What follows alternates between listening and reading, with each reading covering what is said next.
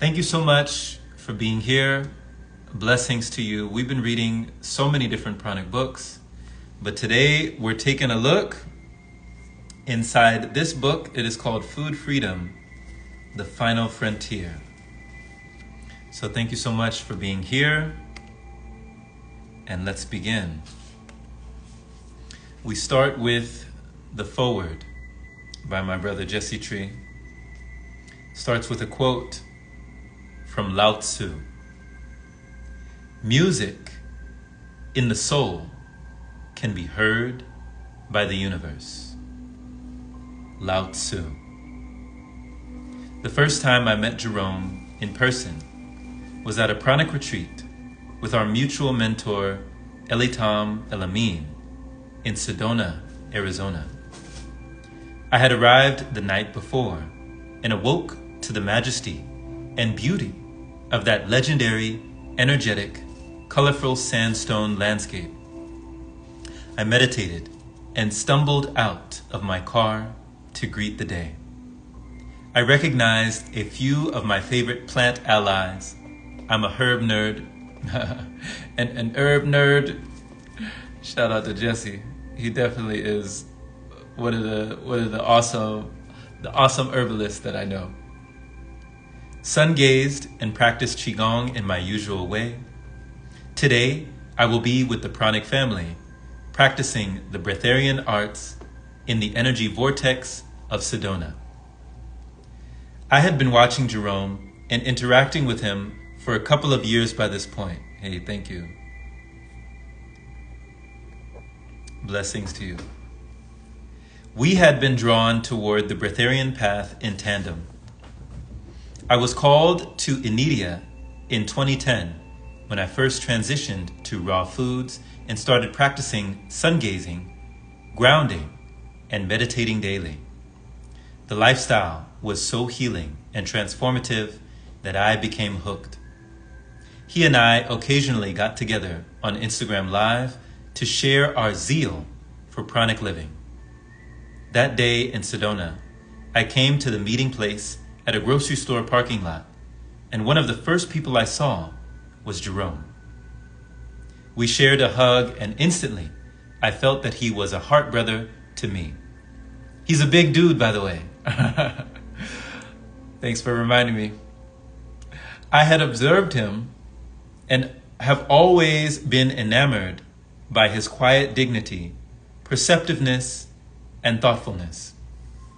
There are many things I love about Jerome. He reads a lot. He thinks a lot. He feels a lot. And there is a saying, God gave you 2 ears and 2 eyes so you can listen and watch twice as much as you speak. Anyone who ever interacted with Jerome will tell you that he asks a lot of questions and listens carefully to your answers. Then he thinks carefully about what he just heard. You're very observant. In my experience, this is the purpose of Pranic living: greater presence, awareness, and consciousness. Releasing food is a side effect. Jerome has proof of his attainments in his natural thoughtfulness, compassion, and presence. By releasing food gradually, meditating, and practicing consistently, we can all embody this mode of grace.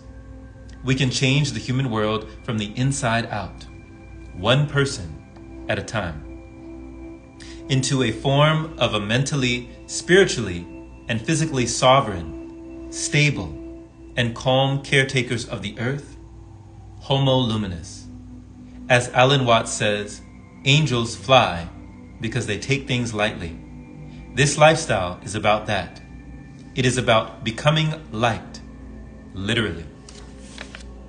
If you are attracted to this lifestyle, you probably resonate with health, kindness, ease, simplicity, and truth. Breatharianism offers all of this and more. As we reclaim the knowledge of our true potential, we will discover the tools to heal our world on an ecological mental and physical and spiritual level. Jerome is also a consistent, stable support to the community and generously offers his gifts of music, poetry, reasonings, and books. Every rising, he leads Qigong and meditation online. He gathers information, stories, and inspiration. He creates content and keeps us motivated and inspired. He is an example of leadership because he applied his intention and discipline to transform himself. The last night I was at the retreat, Jerome, myself, and some of the retreat participants had a fireside jam. I remember that. He on the flute and myself with the drum. Others sang, played singing bowls, and danced. We played for hours nonstop. This lifestyle makes you feel that sense of being ageless. Music and prana are very closely related. Frequency, vibration, resonance. It is playfulness. It is freedom. Jerome has a gift of language and a clear voice. Hey, I do my best. May his voice and this book bring you the benefits that he, myself, and many others have been so blessed to experience as we step into a new age of radical freedom, responsibility, and joy. Jesse Tree. Much love. Shout out to Jesse. Thank you so much for the sentiments, for the compliments, for the words. Thank you. I received that. Appreciate that. Appreciate you. The New Age. We begin with a quote from Elitam Elamine. I love breatharianism. I love not eating. I love fasting. I love meditation. That's my thing. Somebody said, you're built for that. Yeah. And when you find something you love, that's how you get in the flow state. You're going to prosper in it. I love nature. You didn't have to force me to do it. So when you love something and it's in you, you become better at it. Elitam Elamine.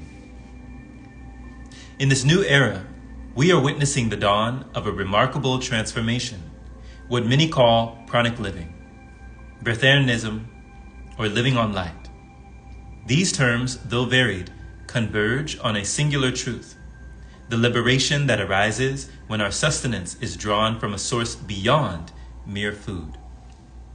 I enjoy the term food freedom because it encapsulates the profound liberation that comes when you are nourished by something far greater, something boundless.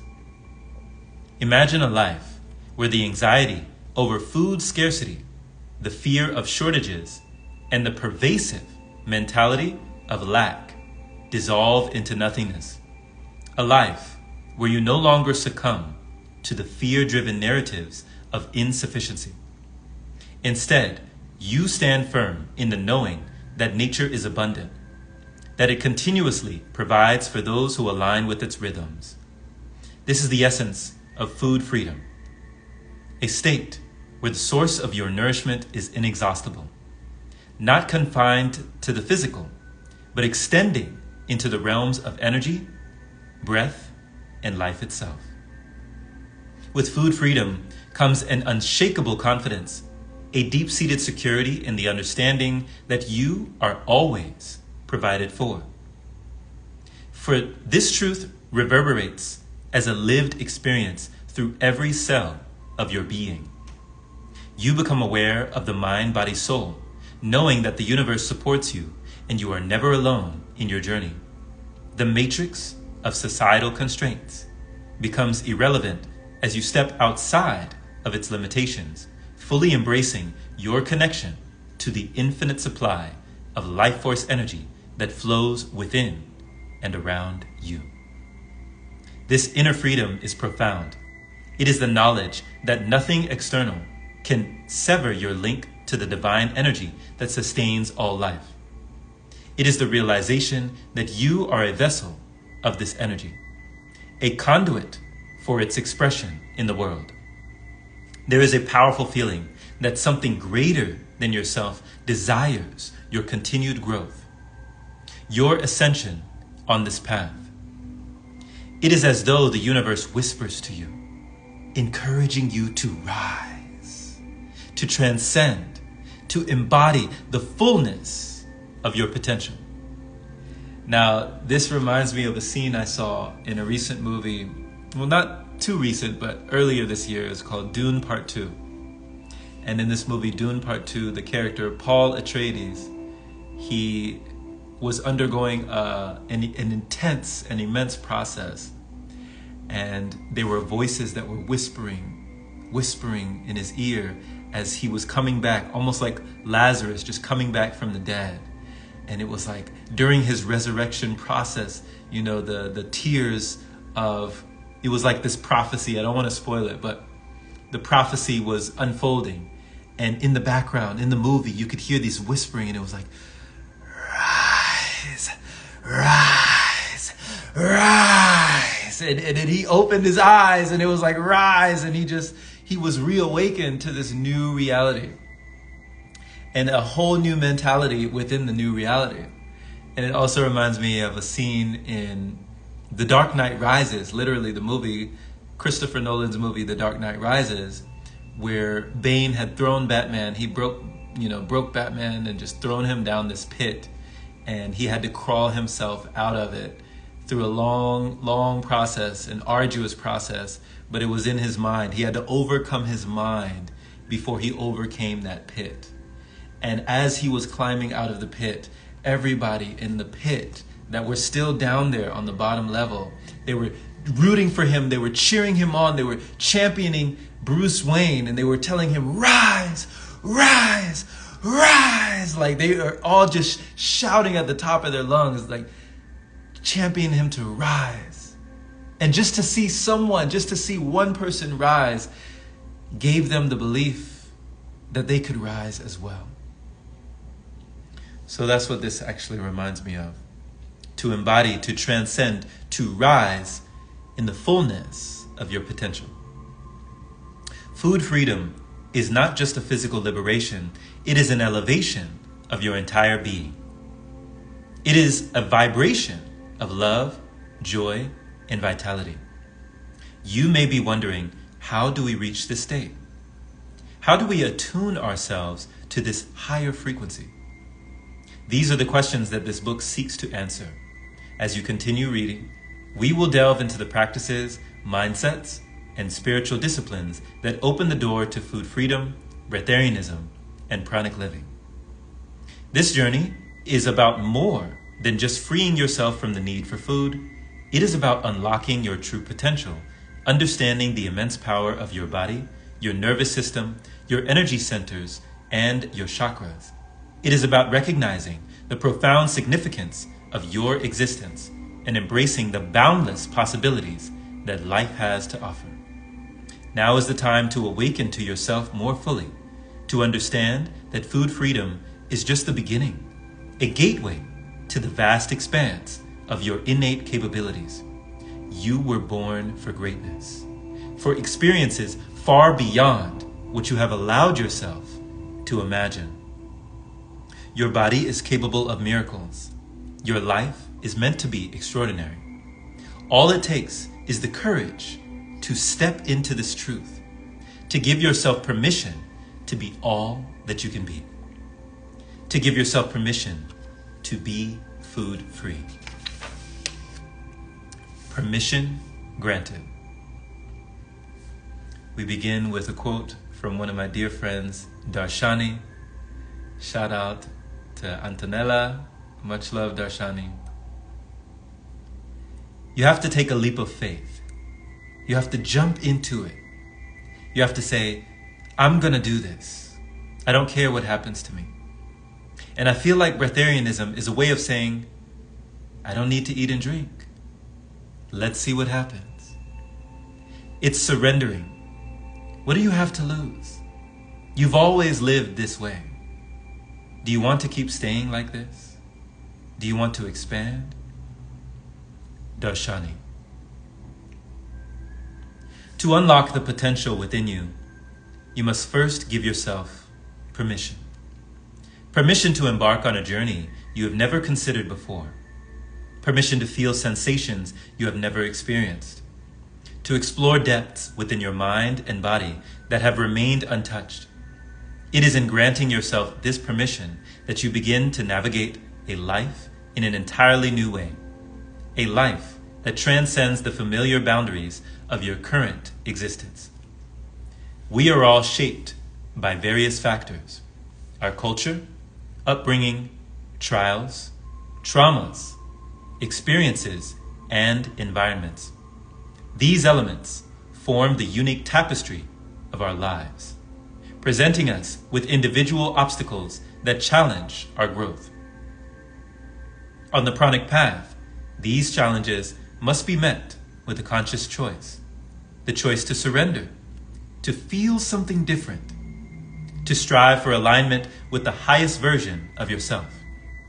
Imagine the highest version of you. What would they look like? What would true freedom feel like for you? Freedom from the chains of addiction, from the grip of habitual patterns that no longer serve you. How liberating would it be to no longer fall prey to external influences? To step away from the forces that have dictated your actions for so long. Picture the sensation of vitality coursing through your body. The sound of vibrant life resonating within your being. These are questions only you can answer. They are the keys to unlocking your journey towards food freedom, toward being sustained even more on prana, toward embracing a life beyond the ordinary. If you are holding this book, it is because some part of you already senses there is more to life than the cycle of eating, working, and merely getting by.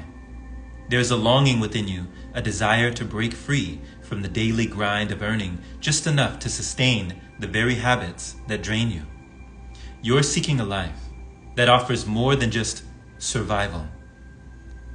The question is, if you had the chance to live differently, would you take it? If you had the power to change your paradigm entirely, would you embrace it? What would you be willing to sacrifice to gain the life you truly desire? These are all difficult questions, yet they are the ones that matter. Questions are, after all, the answer. They are the catalyst that propel us beyond limitations, that open our minds to new possibilities, that expand our vision far beyond the confines of our current reality. The future becomes limitless when you clear your body of the waste that weighs it down. The future becomes bright when you release the tension you've carried so long. Everything you do, every action you take, requires energy. And where does most of your energy come from? The most common answer is food.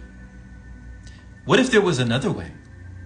What if you could tap into the energy of the universe directly, bypassing the middleman that is food? What if you could draw sustenance from the very source that powers all life? Give yourself permission to explore these questions. Give yourself permission to be nourished by sources beyond the conventional ways. Allow yourself to walk a different path, to experiment, to see what might be possible if you just open yourself up to the idea of food freedom. Treat it as a personal experiment, a trial period in the laboratory of your life. Reflect on how long you have lived as you have. Has it truly satisfied you? If it had, you wouldn't be reading these words. So dive deep into your psyche. Confront the questions that matter. Because it is through these inquiries that real transformation begins. Questions are what led me to this path. They moved me from a scarcity mentality to a mindset of abundance and endless possibilities. The moment you start asking questions, you begin to see your life with new clarity. You start to understand that in order to download new software, new ways of being, you must first upgrade the hardware of your body and mind. To reach a new destination, you must think new thoughts. Say it to yourself like a mantra. In order to get somewhere new, I must think something new. Remember, your body is a sophisticated biomachine, and your mind is a powerful biocomputer. The programs installed in your unique machine can be reprogrammed. You have the power to step outside the safety of your comfort zone, the limited frequency of your old environment, or the narrow scope of your past influences. You have the power to break away from the pack mentality, to transcend the lower ways of thinking, to dismantle the old ideas that no longer serve you. Understand that you deserve a life brimming with fulfillment, joy, love, and vitality. These are gifts you must claim for yourself, and no one else can decide what you deserve. The moment you decide to change your mindset, you change your reality. So ask yourself, is pranic living for you? If the answer is yes, what will you do next? What will you change, let go of, or sacrifice? You wouldn't be reading this book if it weren't a spark of curiosity, a calling within you, urging you towards this path. Listen to that voice. Give yourself permission to change, to grow, to evolve, because only you have the power to grant that permission. And when you do, you will find that the life you've always dreamed of is closer than you ever imagined. The hardest habit to kick. We start with a quote from Prophetess Nabiha. Shout out to Nabiha. Have you ever thought about when people have been on drugs and they say, "Oh, I've been clean from this drug for so long"? We are using food subconsciously the same way. It is like, "Hey, how'd it go today?" "Oh, I was clean for most of the day today." You know, it's like you were clean from what? From the food. From the information that would have you clogged up. Just like alcohol or any drug would affect your reality. So when you sober from it, you can see better. You can make judgments better. It just makes sense. So when you're clean from the food too, you can make decent judgments for yourself because all of that fog is absent. Prophetess Nabiha.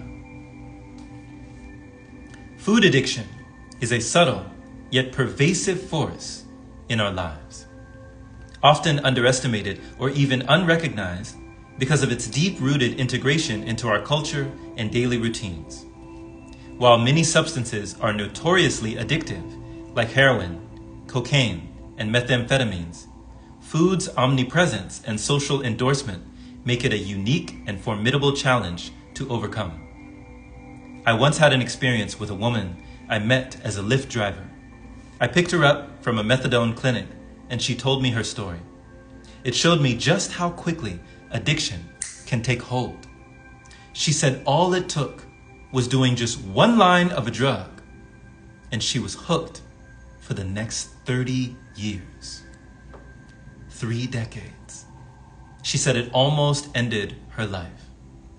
Similarly, I would watch tragic stories of young people lost to substances like fentanyl, seeing different documentaries that highlight the devastating and swift transformation addiction can cause. In one case, there was a young girl who got hooked on fentanyl in her early 20s. She ended up living on the streets and was unrecognizable to her own parents. She admitted to the interviewers that she had overdosed on the drug around 11 times and was lucky to still be alive. When they asked her why she continued using, she replied, "The withdrawals are way worse." Imagine that, to be in a state where you are more afraid of withdrawal symptoms than death itself, as though death would be a mercy for the pain that you feel. This is a state that many people live in, These drugs are undeniably potent, with severe physical and psychological grips on those who fall into their clutches. However, food presents an entirely different, yet equally potent, challenge. Unlike drugs, which are illegal, stigmatized, and actively combated through social interventions, food is a celebrated part of our lives. It is not just available, it is encouraged, glorified, and intertwined with almost every social interaction and cultural event. This societal endorsement makes it far more difficult to recognize food as an addiction because it masquerades as something benign, even essential. Imagine if heroin or cocaine were as socially acceptable and widely promoted as food. If they were readily available at every corner, endorsed by society, and linked by cherished traditions, then the number of addicts would likely be exponentially higher. Yet, while society works tirelessly to help drug addicts recover, offering rehabilitation centers, interventions, and support groups, those struggling with food addiction face the opposite. Instead of help, they are met with encouragement to indulge, with friends and family unwittingly, often, urging them deeper into their addiction. Think about it. How often are you invited out to eat, encouraged to indulge in something just this once, or pressured to partake in food-centric celebrations? Even when someone is committed to a healthier lifestyle or fasting regimen, the temptation is everywhere. You could be disciplined for months, even years, and still find yourself derailed by a single event like Thanksgiving dinner. The sheer availability and variety of food make it a constant presence in our lives, one that is difficult to escape. Even if someone has transitioned to a more liquid-based diet or has managed to abstain from solid food, the societal pressures and the sensory experiences tied to food, its taste, its texture, its smell, can easily draw them back in. The variety and combinations of flavors in food are endless, making it incredibly difficult to fully detach from its grasp. You might give up one type of food only to find yourself craving another, and the cycle continues. This is where food's true power as an addictive substance lies. Not just in the taste, but in its emotional and cultural ties. Food is linked with memories, holidays, celebrations, and emotions from childhood. The comfort it brings, the joy it's associated with, and the memories it evokes all celebrate or all contribute to its addictive nature. It is not just about satisfying hunger. It is about reliving and reliving moments, feeling connected, and finding comfort. This emotional aspect makes it even more challenging to break free from. In this light, food can be seen as the most addictive substance on the planet. It is not just about the physical act of eating, it is about the emotional and cultural layers that make food a deeply ingrained part of our lives. Overcoming food addiction, then, requires more than just physical discipline. It requires unraveling the emotional and psychological ties that bind us to our eating habits, understanding the social pressures that perpetuate them, and finding a new source of nourishment and fulfillment that goes beyond what is on our plates. Desires of the mind. We begin with a quote by Elitam Elamine. Desire leads to craving. Craving leads to pain and suffering.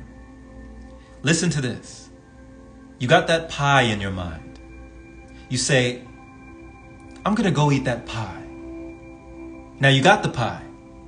You take the first bite. That's the desire. I want a pie.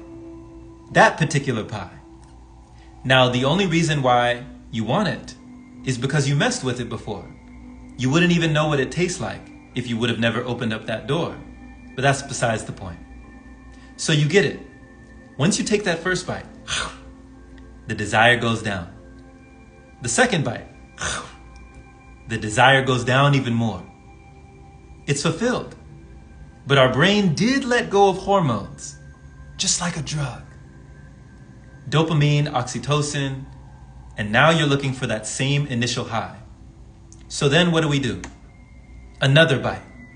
Even though it doesn't have anything to do with the desire, it is already felt.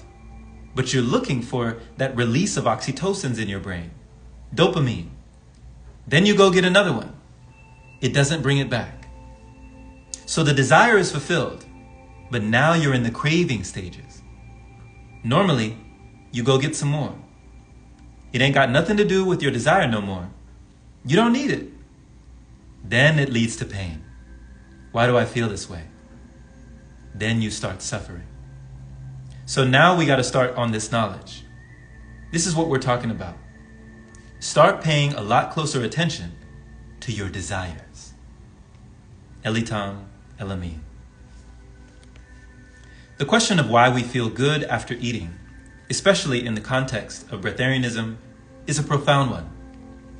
It touches on the very essence of how our bodies and minds have been conditioned to respond to stimuli.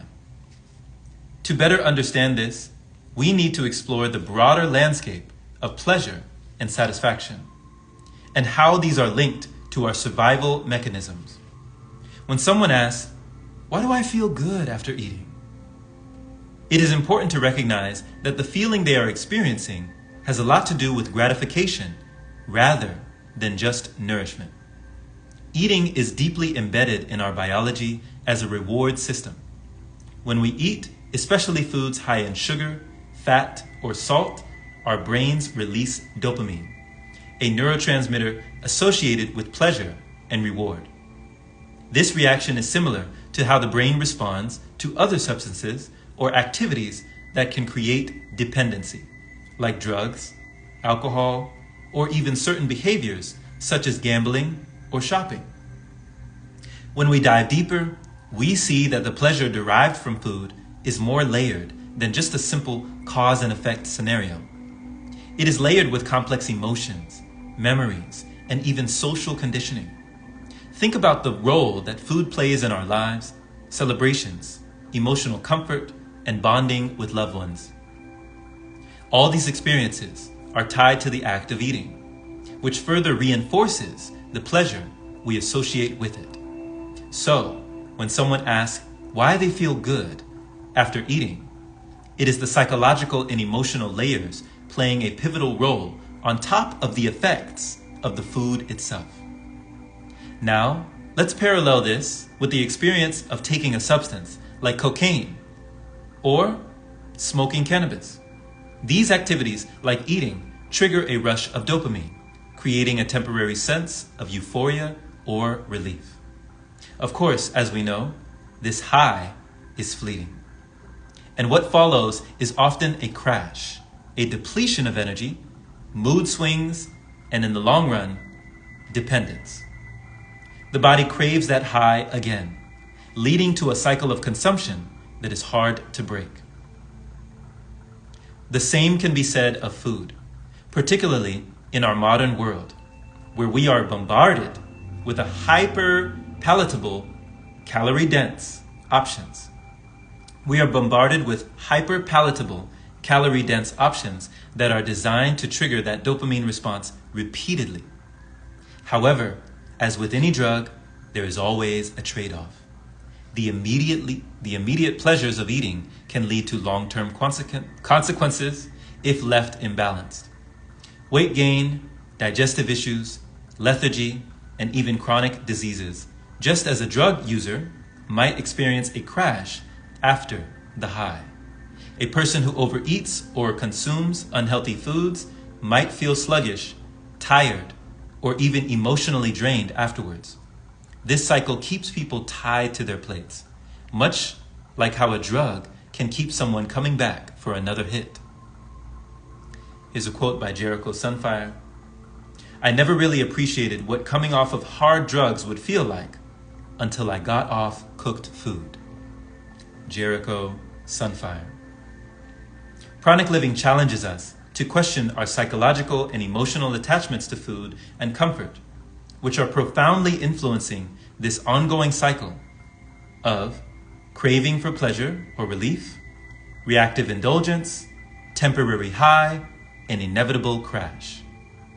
It invites us to consider what life could be like if we sought nourishment from other sources other than food, sources that sustain and elevate our energy rather than deplete it.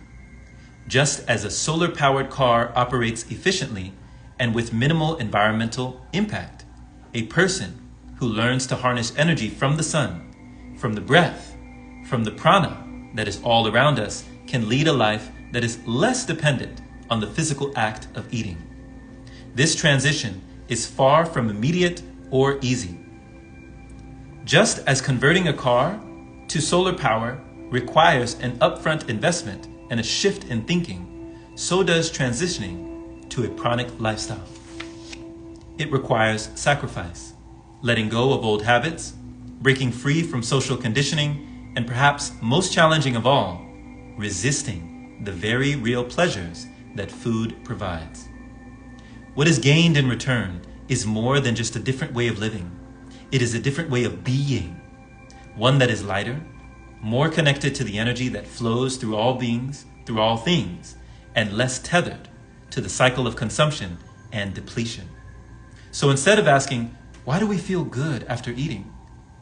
What if we asked, are we willing to explore what lies beyond immediate gratification? Are we willing to tap into a source of energy that elevates us continuously, as opposed to just sustaining us momentarily? Are we willing to sacrifice the known pleasures of the table for the potential gifts of prana? This is the journey that Breatharianism offers, a path that is about living with a deeper connection to the energy of life itself, which is so much more expansive than just living without food. It is about making the choice to step away from the fleeting highs and towards a more sustained, holistic form of nourishment. And the choice, as always, is yours. On my first fasting journeys, I noticed profound changes occurring in my body. I could literally feel the mucus breaking down and leaving my system. It was as if my body was shedding layers of old waste and stagnant energy, even stuff that had been sitting there for decades. My senses began to sharpen, like a fog lifting, allowing me to perceive the world with greater clarity and vibrancy. It was as though more light was flooding into my being, illuminating areas within me that had long been dormant. I felt toxins and emotional residues being flushed out, leaving me feeling more alive than ever before. Like I was truly awakening for the first time in my life. They say that once something is known, it cannot be unknown. There's no going back to the way things were once you have tasted this kind of freedom. Sooner or later, you find that the desire to return to your old habits diminishes. The very thought of reverting to those old patterns begins to feel like a distant memory, something you simply lose interest in revisiting. This is the beauty of the journey, feeling the internal shifts as your body begins to heal and function as it was always meant to. It is like discovering that your inner plumbing is finally working properly, that the pipes are clear and the dam has stopped obstructing the flow. When your energy, your life force is flowing freely, it opens you up to an entirely new world of possibilities and experiences. They say that if something works anywhere, it works everywhere. This principle holds true when it comes to the relationship between body and mind. Cleansing and detoxing your body transcends much further than just physical benefits. It ripples out into every aspect of your life. As your body heals, so too does your mind. Your relationships improve as you find yourself more present and in tune with others. Your business thrives, fueled by a newfound clarity and focus. Your creativity ignites. Your passion deepens, and a sense of purpose emerges with greater intensity.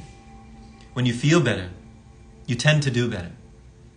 Your decisions become wiser, more aligned with your true self, and as a result, you begin to attract better circumstances and opportunities.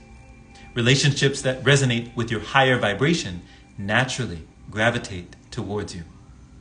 Suddenly, the energy that was once bogged down by blockages and toxins is now available to fuel your dreams and ambitions. The options in life expand, presenting you with paths and possibilities you may have never even considered before. It is as if the world opens up, inviting you to explore and experience life in its fullest expression. Are you ready for that? I know I was. And we'll go ahead and we'll stop there. Blessings to you. We'll stop right there for now for today's pranic reading, as we are proceeding with some words through the ages. This has been the Pranic Pages, and you can definitely check out that playlist where we have all these readings on YouTube. The playlist is called Pranic Pages on my YouTube channel. And for all things pranic living, for the energy that's giving, for the feeling of thriving and not just surviving, check out the website that we have for you. It is called patreon.com/pranicpath. And we go into things even more than just fasting and long lasting, but many things that we delve into, tons of audios, tons of videos, tons of books just like this for your reading, your viewing, and auditory pleasure. Much love. It is always a treasure. And once again, the website for you is called patreon.com/pranicpath. See you again soon. Much love and stay in tune.